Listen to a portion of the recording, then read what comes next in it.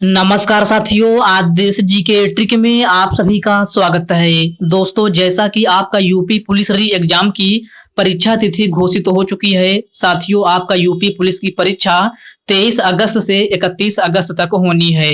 तो साथियों, इस वीडियो में मैं आपके यूपी पुलिस एग्जाम्स के लिए जीके जीएस का टॉप 50 महत्वपूर्ण प्रश्नों को कराने वाला हूं, जो कि आपके एग्जाम्स के लिए काफी ज्यादा महत्वपूर्ण रहने वाला है। तो साथियों, इस वीडियो को आप बड़ी ही ध्यानपूर्वक एंड तक जरूर देखिएगा। तो साथियों, आज का पहला प्रश्न है, विजयनगर साम्राज्य की स्थापना के समय दिल्ली सल्तनत का शासक कौन था? ऑप्शन है कुतुबुद्दीन ऐबक, मोहम्मद बिन तुगलक, चंद्रगुप्त मौर्य और ऑप्शन डी है सिकंदर लोदी। तो साथियों, विजयनगर साम्राज्य की स्थापना के समय दिल्ली सल्तनत का शासक मोहम्मद बिन तुगलक था। राइट आंसर ऑप्शन बी हो जाएगा, मोहम्मद बिन तुगलक।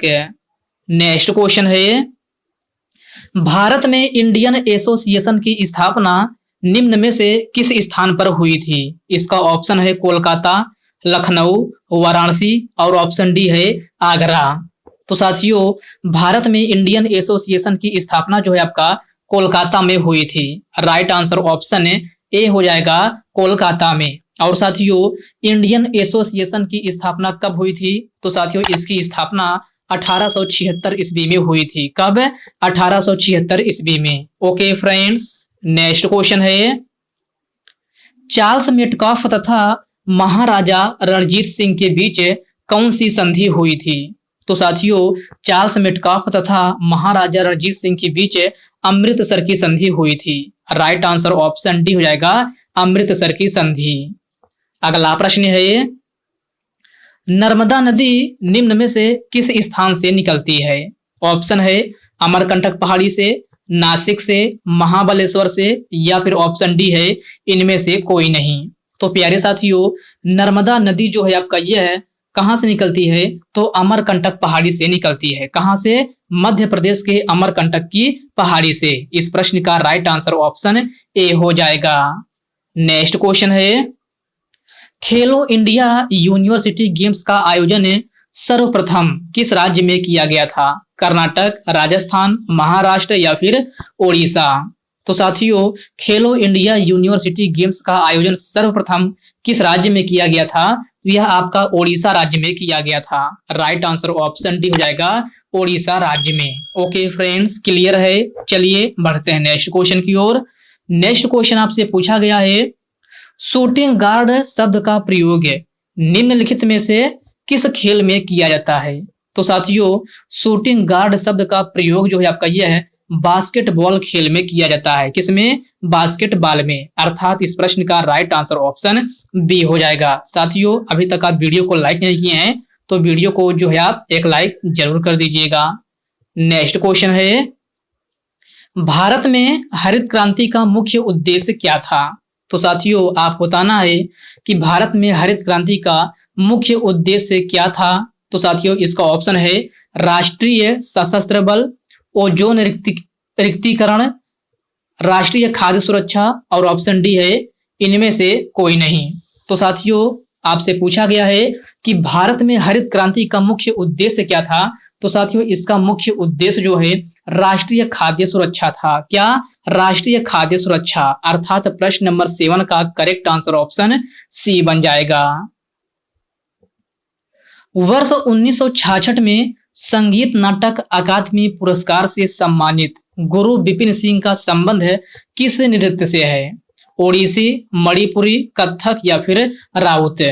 तो साथियों, वर्ष 1966 में संगीत नाटक अकादमी पुरस्कार से सम्मानित गुरु बिपिन सिंह का संबंध जो है आपका ओडिसी नृत्य शैली से है। किससे? सॉरी फ्रेंड्स, आपका यहाँ पर ओडिसी नहीं, आपका यहाँ पर मणिपुरी होगा। गुरु बिपिन सिंह का संबंध जो आपका मणिपुरी लोक नृत्य शैली से है। तो प्रश्न नंबर 8 का करेक्ट आंसर ऑप्शन बी बन जाएगा। ओके फ्रेंड्स, क्लियर है। चलिए बढ़ते हैं नेक्स्ट क्वेश्चन की ओर। नेक्स्ट क्वेश्चन आपसे पूछा गया है, भारत में दंड प्रक्रिया संहिता अर्थात सीआरपीसी किस वर्ष में अधिनियमित किया गया था? इसका ऑप्शन है 1973 में, 1967 में, 1976 में और ऑप्शन डी है 1969 में। तो मेरे प्यारे साथियों, आप बताना है कि भारत में दंड प्रक्रिया संहिता अर्थात सीआरपीसी किस वर्ष में अधिनियमित किया गया था। तो साथियों, यह आपका 1973 ईस्वी में अधिनियमित किया गया था। राइट आंसर ऑप्शन ए हो जाएगा। अगला प्रश्न है ये, भारत रत्न पुरस्कार से सम्मानित प्रथम विदेशी कौन थे। तो साथियों, आप बताना है कि भारत रत्न पुरस्कार से सम्मानित प्रथम विदेशी कौन थे। Annie Besant, Khan Abdul Ghaffar Khan, Nelson Mandela और ऑप्शन डी है इनमें से कोई नहीं। तो साथियों, इसका करेक्ट आंसर ऑप्शन है बी हो जाएगा, खान अब्दुल गफ्फार खान। खान अब्दुल गफ्फार खान जो है आपका ये है भारत रत्न पुरस्कार से सम्मानित प्रथम विदेशी थे। तो प्रश्न नंबर 10 का करेक्ट आंसर ऑप्शन बी हो जाएगा।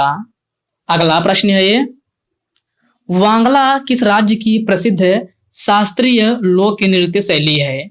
तो साथियों, वांगला आपसे पूछा गया है कि यह किस राज्य का प्रसिद्ध शास्त्रीय लोक नृत्य शैली है। तो साथियों, वांगला बेसिकली आपका यह मेघालय राज्य का है। कहाँ का? मेघालय राज्य का। तो प्रश्न नंबर 11 का करेक्ट आंसर ऑप्शन बी हो जाएगा। 5 दिवसीय गंगा महोत्सव उत्तर प्रदेश के किस शहर में मनाया जाता है। लखनऊ, आगरा, कानपुर या फिर वाराणसी। तो मेरे प्यारे साथियों, 5 दिवसीय गंगा महोत्सव उत्तर प्रदेश के किस शहर में मनाया जाता है। तो यह आपका वाराणसी शहर में मनाया जाता है। राइट आंसर ऑप्शन डी हो जाएगा, वाराणसी में। नवंबर 2022 की स्थिति के अनुसार भारत के कानून मंत्री कौन थे। किरण रिजिजू, पीयूष गोयल, एस जयशंकर या फिर अर्जुन राम मेघवाल। तो साथियों, नवंबर 2022 की स्थिति के अनुसार भारत के कानून मंत्री आपसे पूछा गया है तो कौन थे। तो किरण रिजिजू थे। कौन है?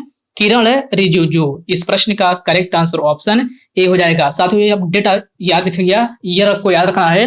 2022 की स्थिति के अनुसार पूछा गया है तो आपका सही आंसर किरण रिजिजू हो जाएगा। वर्तमान समय में पूछा जाए कि वर्तमान समय में भारत के कानून मंत्री कौन है, तो वर्तमान समय में आपका साथियों अर्जुन राम मेघवाल हैं। कौन है? अर्जुन राम मेघवाल। ओके फ्रेंड्स, इसको आप अच्छे से जरूर याद रखिएगा। अगला प्रश्न है, भारत के गुजरात राज्य में स्थित एक सहकारी बैंक सेवा की शुरुआत कब हुई थी। 1967 में, 1968 में, 1972 में या फिर 1974 में। तो साथियों, भारत के गुजरात राज्य में स्थित एक सहकारी बैंक सेवा की शुरुआत जो है आपका 1974 ईस्वी में हुई थी। कब? 1974 ईस्वी में। प्रश्न नंबर 15 का करेक्ट आंसर ऑप्शन डी बन जाएगा। राज्य विधायिका के निम्न सदन को क्या कहा जाता है। तो प्यारे साथियों, आप बताना है कि राज्य विधायिका के निम्न सदन को क्या कहा जाता है। तो साथियों, इसे जो है आपका क्या कहा जाता है, तो विधानसभा कहा जाता है। राइट आंसर ऑप्शन है बी हो जाएगा, विधानसभा। ओके फ्रेंड्स, याद रखना, आपसे पूछा जाए कि राज्य विधायिका के निम्न सदन को क्या कहा जाता है, तो निम्न सदन को विधानसभा कहा जाता है। किसका? राज्य विधायिका के निम्न सदन को पूछा गया है, आप ध्यान रखिएगा। तो आपका करेक्ट आंसर ऑप्शन है बी हो जाएगा, विधानसभा। अगला प्रश्न है ये, निम्नलिखित में से कौन सा लोक नृत्य मुख्य रूप से छत्तीसगढ़ में किया जाता है। भांगड़ा, कुचिपुड़ी, कालबेलिया या फिर राउत। तो साथियों, इन सभी ऑप्शन में से कौन सा है जो कि छत्तीसगढ़ में मुख्य रूप से किया जाने वाला नृत्य है। तो साथियों, यह आपका राउत है। राइट आंसर ऑप्शन है डी हो जाएगा, राउत। राउत लोक नृत्य शैली जो है आपका यह बेसिकली छत्तीसगढ़ में किया जाता है। साथियों, अगर मैं आपके भांगड़ा की बात करूं, भांगड़ा आपका पंजाब राज्य का है। कहाँ का? पंजाब राज्य का। कुचिपुड़ी की बात की जाए तो यह आपका आंध्र प्रदेश का है। कालबेलिया कहाँ का है? तो कालबेलिया राजस्थान का है। कहाँ का? राजस्थान का। इसे गुलाबो सपेरा नृत्य के भी नाम से जाना जाता है। किसको? कालबेलिया को। ओके फ्रेंड्स, इन पॉइंट को आप अच्छे से जरूर याद रखिएगा। चलिए बढ़ते हैं नेक्स्ट क्वेश्चन की ओर। नेक्स्ट क्वेश्चन आपसे पूछा गया है, पंचायती राज में त्रिस्तरीय समिति का गठन किस समिति द्वारा किया गया था। तो साथियों, यह है बलवंत राय मेहता समिति के द्वारा किया गया था। राइट आंसर ऑप्शन बी हो जाएगा, बलवंत राय मेहता समिति। राष्ट्रीय ग्रामीण रोजगार गारंटी अधिनियम कितने दिनों का रोजगार देने का आश्वासन देता है। तो साथियों यह है 100 दिन काम करने का आश्वासन देता है। राइट आंसर ऑप्शन है सी हो जाएगा 100 दिन। ओके फ्रेंड्स, नेक्स्ट क्वेश्चन है, ग्लेशियर आमतौर पर कहाँ पाए जाते हैं? तो साथियों ग्लेशियर आमतौर पर कहाँ पाए जाते हैं? तो साथियों यह आमतौर पर पहाड़ों में पाए जाते हैं। राइट आंसर ऑप्शन है ए हो जाएगा पहाड़। मणिपुर में प्रसिद्ध याओसांग उत्सव कितने दिनों तक मनाया जाता है? 6 दिन, 4 दिन, 8 दिन या फिर 5 दिन? तो साथियों मणिपुर में प्रसिद्ध है याओसांग उत्सव, यह जो है आपका मणिपुर में कितने दिनों तक मनाया जाता है? तो साथियों यह आपका 5 दिनों तक मनाया जाता है। राइट आंसर ऑप्शन डी हो जाएगा 5 दिनों तक। साथियों आपसे पूछा जा सकता है कि याओसांग त्योहार कहाँ का है? तो यह आपका मणिपुर का है। और याओसांग त्योहार मणिपुर में कितने दिनों तक मनाया जाता है? तो साथियों यह लगातार 5 दिनों तक मनाया जाता है। तो यही आपसे पूछा गया है, तो आपका राइट आंसर ऑप्शन डी हो जाएगा। हरित क्रांति से किन फसलों को अधिकतम लाभ हुआ? वनस्पति, खाद्यान्न, दलहन या फिर तिलहन? तो साथियों हरित क्रांति से किन फसलों को अधिकतम लाभ हुआ था? तो साथियों यह है खाद्यान्न फसलों को लाभ हुआ था। किसका? खाद्यान्न फसलों का। तो प्रश्न नंबर 24 का करेक्ट आंसर ऑप्शन बी हो जाएगा। सातवाहन वंश किस क्षेत्र में भारत में एक शक्तिशाली राजवंश था? तो साथियों आपसे पूछा गया है कि सातवाहन वंश किस क्षेत्र में भारत में एक शक्तिशाली राजवंश था? तो साथियों यह पश्चिमी क्षेत्र में था। कहां? पश्चिमी क्षेत्र में। तो प्रश्न नंबर 25 का करेक्ट आंसर ऑप्शन सी हो जाएगा।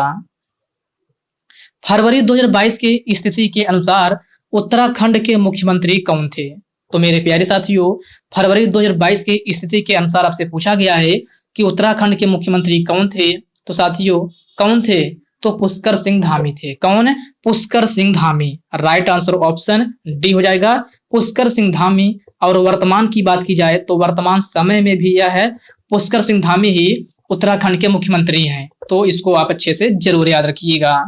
अगला प्रश्न है, निम्नलिखित में से कौन छऊ लोक की नृत्य शैली से संबंधित है? तो साथियों कौन है जो कि छऊ लोक की नृत्य शैली से संबंधित हैं? गिरिजा देवी, गोपाल प्रसाद दुबे, सुचित्रा सेन या फिर ऑप्शन डी है इनमें से कोई नहीं? तो साथियों आपका सही आंसर ऑप्शन बी है गोपाल प्रसाद दुबे। गोपाल प्रसाद दुबे का संबंध जो है आपका छऊ लोक की नृत्य शैली से है। तो प्रश्न नंबर 27 का राइट आंसर ऑप्शन बी हो जाएगा। हॉकी खेल के मैदान का आयाम कितना होता है? तो साथियों आपसे पेरीमीटर पूछा गया है कि हॉकी खेल के मैदान का आयाम कितना होता है? तो साथियों हॉकी खेल के मैदान का आयाम जो है 91.4 मीटर और 55 मीटर होता है। कितना? 91.4 मीटर और 55 मीटर। तो राइट आंसर ऑप्शन ए हो जाएगा। अगला प्रश्न है, भारत ने पुरुष हॉकी विश्व कप कितनी बार जीता है? 3, 1, 4 या फिर 2? तो साथियों भारत ने पुरुष हॉकी विश्व कप अब तक कितनी बार जीता है? तो साथियों यह अब तक केवल एक ही बार जीता है। राइट आंसर ऑप्शन है बी हो जाएगा 1 बार। साथियों भारत ने पुरुष हॉकी विश्व कप कब जीता था? तो यह आपका 1975 ईस्वी में पहली बार जीता था। कब? 1975 ईस्वी में। ओके फ्रेंड्स क्लियर है। चलिए बढ़ते हैं नेक्स्ट क्वेश्चन की ओर। नेक्स्ट क्वेश्चन आपसे पूछा गया है, भारतीय संविधान में मौलिक कर्तव्य किस देश के संविधान से लिया गया है? आयरलैंड, ब्रिटेन, ऑस्ट्रेलिया या फिर सोवियत संघ है? तो साथियों ध्यान रखिएगा आपसे पूछा गया है कि भारतीय संविधान में मौलिक कर्तव्य किस देश के संविधान से लिया गया है। अब आप लोग रूस हेरते रह जाएंगे, ऑप्शन में रूस दिखेगा ही नहीं। रूस नहीं दिखेगा तो आपको क्या है? सोवियत संघ है। राइट आंसर ऑप्शन डी हो जाएगा सोवियत संघ है। ओके फ्रेंड्स क्लियर है।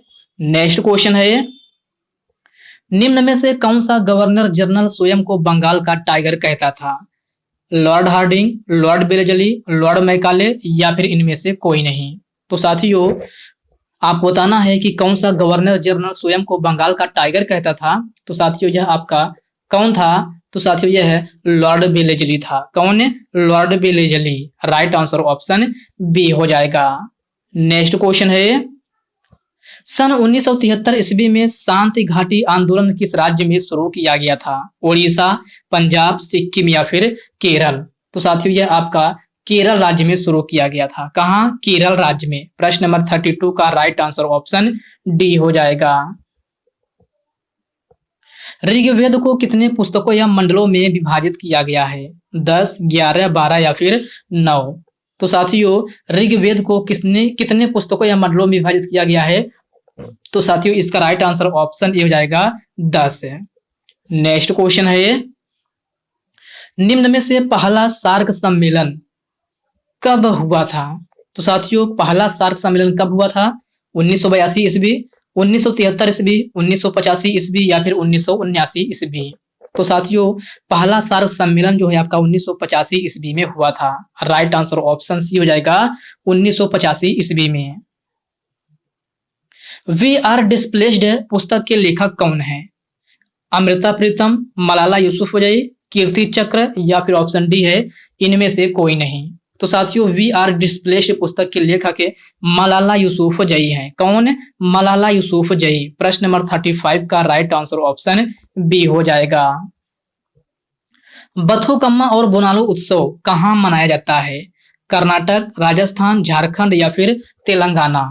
तो साथियों बथुकम्मा और बोनालू उत्सव ये दोनों त्योहार आपका तेलंगाना राज्य में मनाया जाता है। राइट आंसर ऑप्शन डी हो जाएगा तेलंगाना राज्य में। निम्न में से गोवर्धन मठ किस स्थान पर स्थित है? तो साथियों गोवर्धन मठ कहाँ है? तो पुरी में स्थित है। राइट आंसर ऑप्शन ए हो जाएगा पुरी। अगला प्रश्न है ये, निम्न में से किस क्षेत्र को विश्व की छत के रूप में जाना जाता है? जापान, नेपाल, तिब्बत या फिर इथोपिया?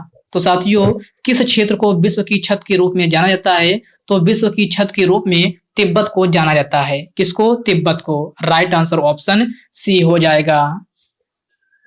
कथा सरित सागर किसके द्वारा लिखा गया है? तो मेरे प्यारे साथियों आप बताना है कि कथा सरित सागर किसके द्वारा लिखा गया है? कालिदास, कमलदेव, जयदेव या फिर सोमदेव? तो साथियों कथा सरित सागर सोमदेव के द्वारा लिखा गया है। राइट आंसर ऑप्शन डी हो जाएगा सोमदेव।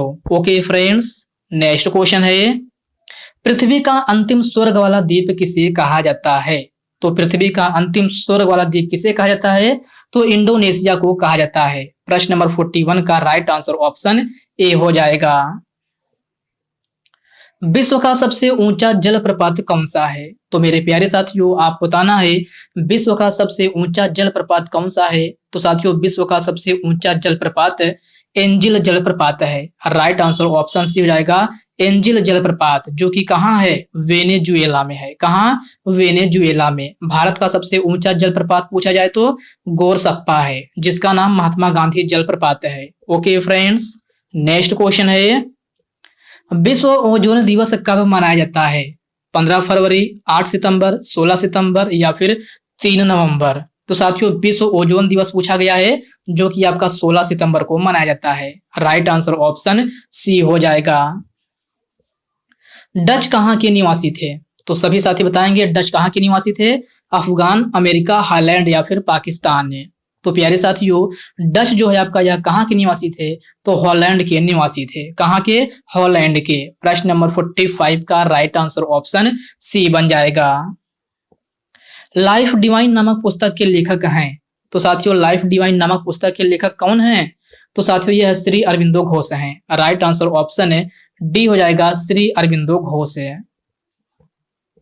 विजय स्तंभ कहाँ स्थित है? तो प्यारे साथियों विजय स्तंभ आपका चित्तौड़गढ़ में स्थित है। कहाँ? चित्तौड़गढ़ में। राइट आंसर ऑप्शन ए हो जाएगा। आनंद मठ के लेखक कौन है? तो साथियों आप बताना है कि आनंद मठ के लेखक कौन हैं? तो आनंद मठ के लेखक साथियों बंकिम चंद्र चटर्जी हैं। राइट आंसर ऑप्शन सी हो जाएगा बंकिम चंद्र चटर्जी। जिम कॉर्बेट राष्ट्रीय पार्क कहाँ स्थित है? राजस्थान में, केरल में, उत्तराखंड में या फिर कर्नाटक में?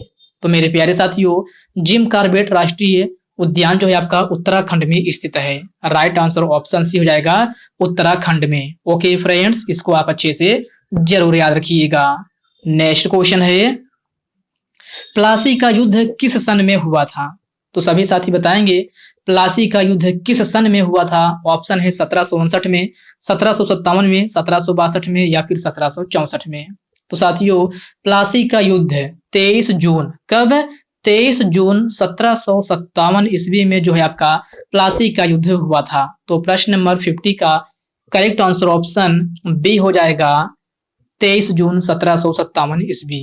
ओके फ्रेंड्स, नेक्स्ट क्वेश्चन है, अन्ना अंतरराष्ट्रीय हवाई अड्डा कहां पर स्थित है?